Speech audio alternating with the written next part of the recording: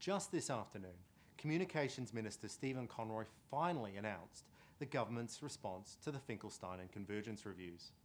The media regulation package announced presents a very real threat to press freedom in Australia. Minister Conroy has said he will create a new government-appointed regulator called the Public Interest Media Advocate. Its job will be to regulate the so-called self-regulatory bodies, like the Australian Press Council, and the Press Council is then supposed to impose standards, like fairness and balance on the media. But a new regulator whose job it is to regulate other regulators is more regulation of the press, no matter how the government spins it. Conroy also wants to create a de facto licensing scheme where the government bestows privileges on media outlets that submits to these bodies.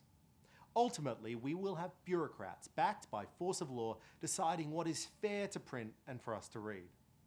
Conroy also intends to impose a public interest test on media ownership.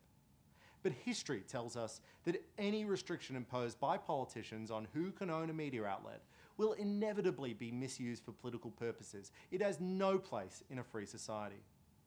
It's good the government hasn't gone as far as was proposed by the Finkelstein inquiry last year. But what the government is proposing now is still a serious threat to freedom of speech.